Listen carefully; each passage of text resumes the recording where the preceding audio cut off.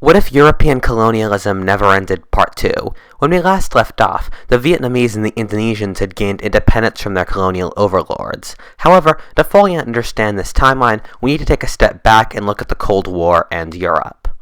The colonial powers in the United States would cooperate against the Soviets. The Western European regimes, as outlined in the last video, would be run by right-wing anti-communists, who would be terrified by the power of the Soviet Union. In our timeline, the British and the French were willing to take a backseat in power to the US since they were near collapse from the war. With both these nations still world powers, they wouldn't take kindly to the US running the anti-communist effort. NATO would not exist in this timeline, with Britain and France too proud to join a US-run alliance. There would be much less coordination between the Western powers than in our timeline. However, due to the fear of the communists, they would be tied together despite their local squabblings. The Western alliance would be divided on two levels, the first of which lingual and cultural. In simple terms, the Anglo-Saxons would have an insane amount of power. The British and American empires would control massive parts of the world and have massive amounts of industry, and due to a shared culture, would coordinate more closely than other nations, even if it would be less than our timeline. This would terrify the continental nations, fearing a massive Anglo-Saxon union might crush non-Anglo-Saxon Western Europe. The other division would be between post-Axis and Allied Europe. Even with all my other clauses, in the last video, the British and the French would come out of the world wars pretty badly hurt, and unable to revitalize the economies of Axis Europe. The United States, however, being the only nation with a surviving economy after the end of World War II, would be able to, and this would draw post-Axis Europe toward the United States over the colonial powers.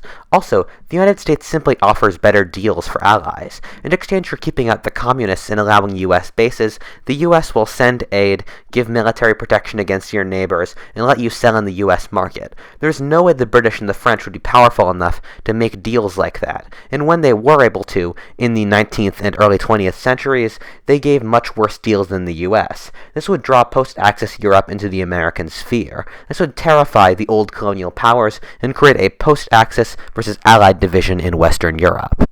Even with all these divisions, the Western Alliance would be equally or even more powerful than our timeline. The massive colonial empires of the Western European nations would balance out the divisions between them. In our timeline, the British economy collapsed after the end of the Second World War, because the socialists who ran the government invested the US post-war funds into making a socialist utopia instead of reinvesting it into the economy. With pro-business conservatives in power, the British economy would do much better. Also, assuming World War II was easier for Britain, they never would have gotten rid of the imperial, mercantilist system, and so the British could sell their goods throughout the empire without competition, thus keeping the British economy strong. Before we get back to the Third World, there are two regions I forgot to talk about in the last video, Israel and Algeria. Israel will not exist in this timeline. The British only let Israel and Palestine exist because their empire was already collapsing. Actually, before creating Israel, they actively tried to prevent Jewish immigration to the Levant. In this timeline, the Levant would remain pretty Arabic. Like the Indo-Chinese War, I'm nowhere near an expert in the Franco-Algerian War, but it would still start in this timeline since it was triggered by the successful revolt in Indochina. However, from what I've read, the French basically won the military campaign, but gave up Algeria for political and economic reasons, and they knew they couldn't hold the colony. AKA, they were broke, didn't feel like funding continued insurgency, becoming a global pariah, and the left was against the war. However, in this timeline, with France being less broke and being more firm about the empire, and with French settlers continuing to pour in, they would probably maintain their colony in Algeria for longer. In Asia, when we had left off in India, India had become an industrialized economy with a pan-Indian nationalist movement. After the imperial losses in Southeast Asia, the Indians would realize they could throw off British authority. India, being a massive industrialized nation, would easily be able to rebel against British authority, forming a massive Indian nation stretching from Afghanistan to Thailand. An industrialized India would be extremely powerful. Think even more powerful than China in our timeline at the present, with the additions of Bangladesh, Pakistan, Sri Lanka, and Burma. The Indians, feeling bitter from British rule, would ally with the Soviet Union and drift to the left. A new Indian nation would try to create revolt and destroy the old colonial, especially British empires. The Indian government would fund guerrilla movements in colonial Africa and the Middle East.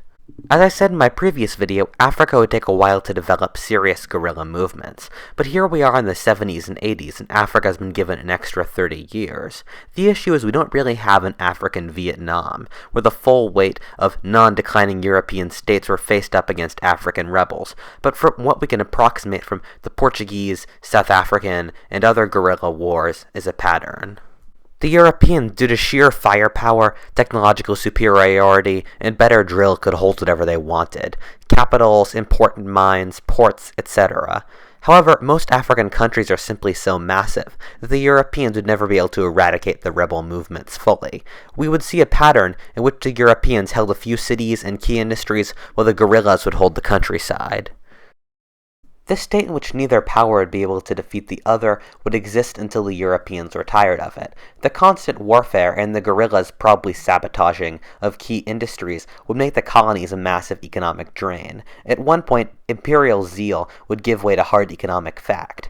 This means that the end of decolonization in Africa would be inevitable, but when it would happen, I can't tell you. It could be in the 80s or it could be in the near future for all I know.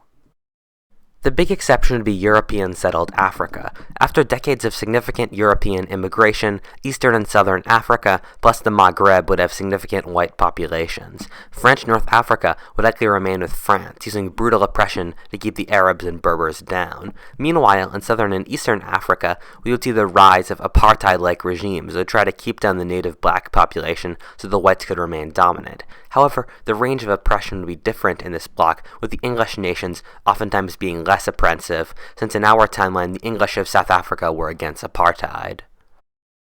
These British and Boer apartheid states would form a league as the British Empire would decline in Africa to survive and help keep down the black population. This would not be a group to be trifled with. For example, it would have a combined population of 197 million, using our timeline's numbers, which do not include the significant number of whites which would live there in this timeline. And also, it would be more than 5.3 million square miles, or almost twice the size of India. The alliance would act aggressively within Africa, destroying regimes that opposed it or that were communist and invading neighboring countries if they supported black terrorists. Think apartheid South Africa's foreign policy squared. The Middle East's fate is much more uncertain. On one hand, the oil will be necessary to European economies, and mean there would always be some will to maintain the colonies, and the local noble regimes would want to maintain the Europeans, for fear that if the nations gained independence, they'd be overthrown by a populist revolt. The Middle East nations in general are flatter and smaller than African ones, and thus are easier to control. Yet, on the other hand, there's a possibility that after the revolts in Asia and Africa, that the European powers would simply give up and be jaded by empire.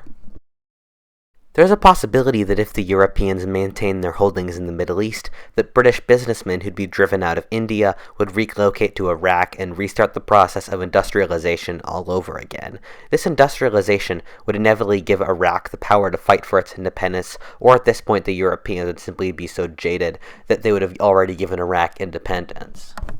With the falling apart of the colonial powers, the Soviet Union would last far longer into the Cold War, constantly being able to say communism was succeeding to its people, since many of the rebel movements that would be gaining power in the Third World would be communist or allies with the Soviet Union to get aid during the guerrilla wars. However, the sheer information overload and the ability to organize easily of the internet would mean that the Soviet Union's days would be numbered with the rise of the internet.